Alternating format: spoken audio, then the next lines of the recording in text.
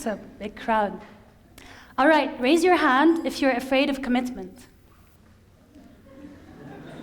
Okay, it's not our topic, but I still thought it would be good to see how many of you would panic once you realize that I'm taking our relationship to the next level. You guys are gonna meet my parents.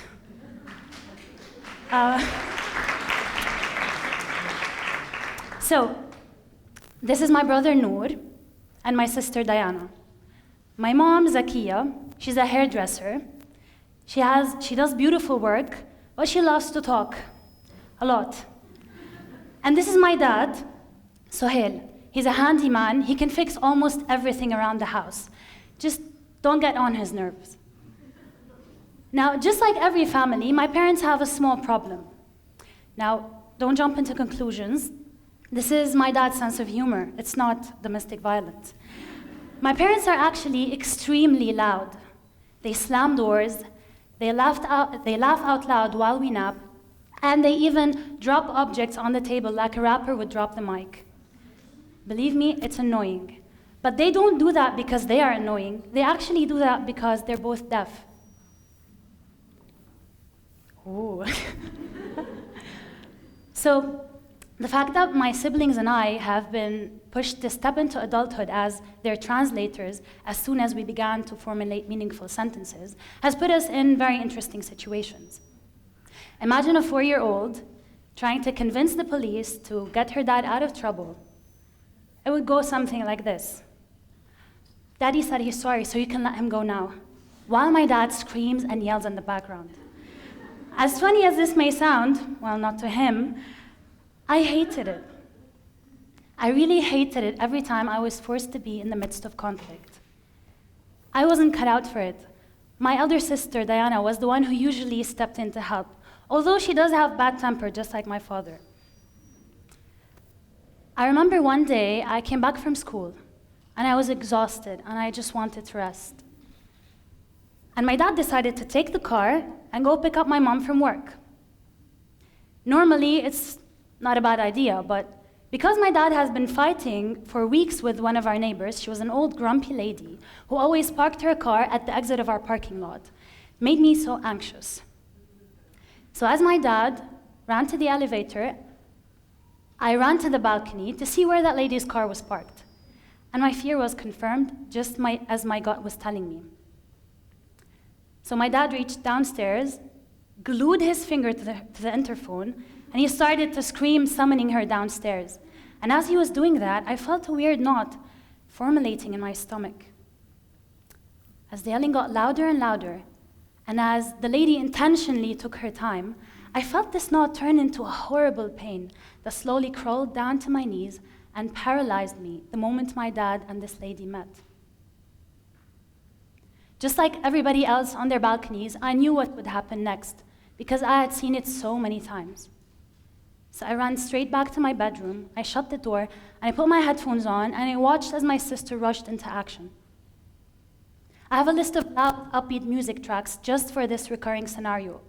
But no matter how hard I tried to muffle down all the voices around me, I could still feel that knot in my stomach, and I could still hear my father screaming, that lady cursing, and my sister threatening her that she would call the police if she would lift her cane at my dad again. You see, I understand my dad's anger. It's very frustrating to be deaf and to be unable to communicate with others, especially during a conflict where there's ego and judgment standing in the way. But the most frustrating thing for me was that I was the one who foresaw this conflict, and I knew where my dad's anger came from and how it can be managed. But I was also the one who chose not to take action.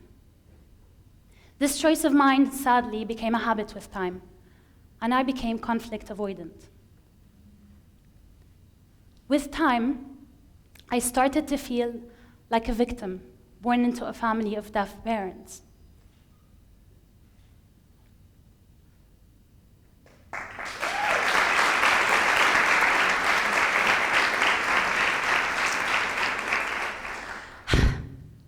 I felt shy. I felt uncomfortable going out with them. And sometimes I even pretended to be sick when they wanted to go grocery shopping.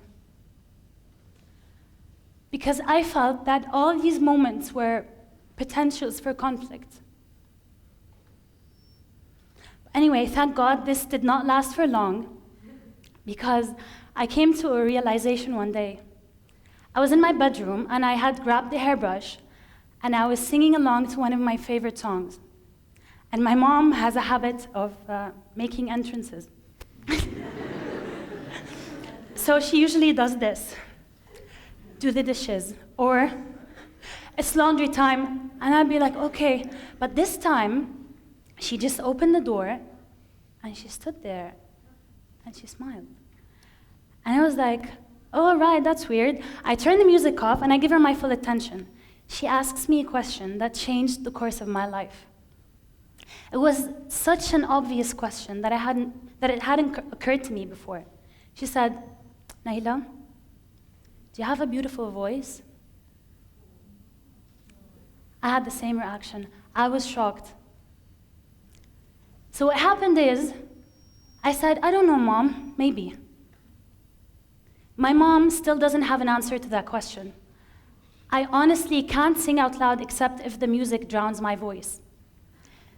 But I found answers to some of mine. As she left the room, she left me standing in front of the mirror, and I swear, as cliché as this may sound, I looked into my reflection and I saw that I was becoming a mirror of the same society that disempowered my parents.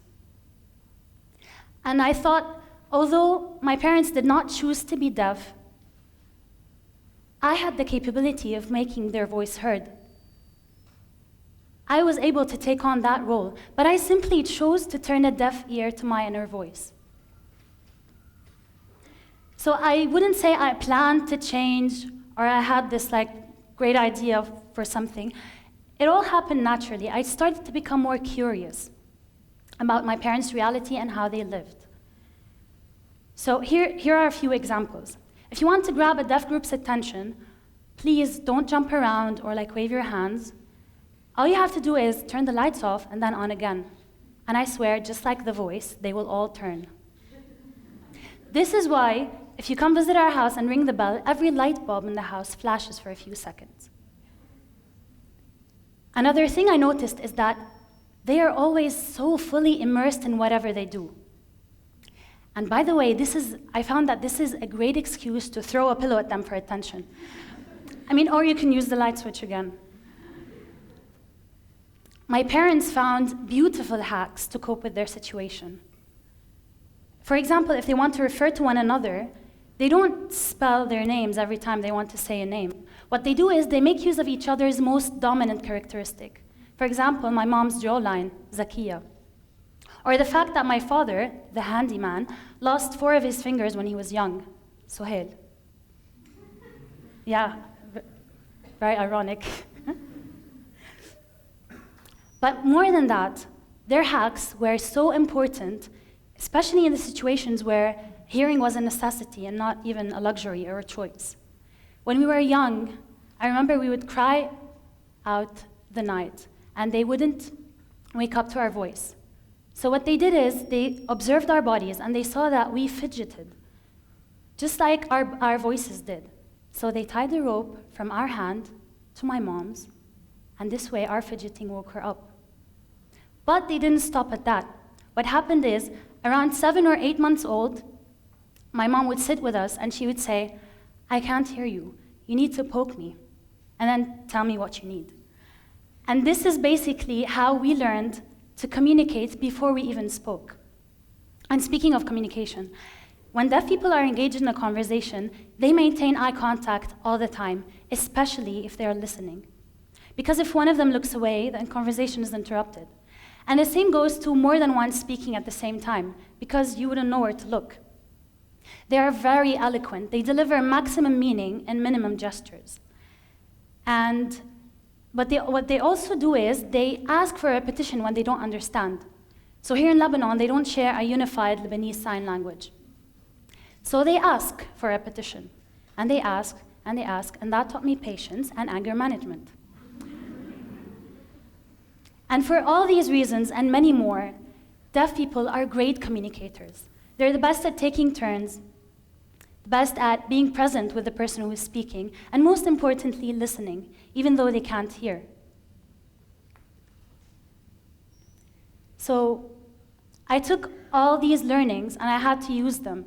And I felt like the first place to start was that voice inside me. So now every time I feel a knot in my stomach, I close my eyes, I take a deep breath and I say, all right, what are you trying to say? And when that voice wouldn't speak back, because if it does, go see a doctor, I'd say something like, you know, I speak sign language, so how about you give me a sign? Pun intended. Anyway, the fact that I've been diving in conflict with my parents, it made me realize how difficult communication can be, especially when we limit ourselves to only words. The fact that I just stepped in on this stage obviously created a knot in my stomach for 2 reasons. First is because obviously I was nervous, but second is because my parents are here in the audience. And this is the first time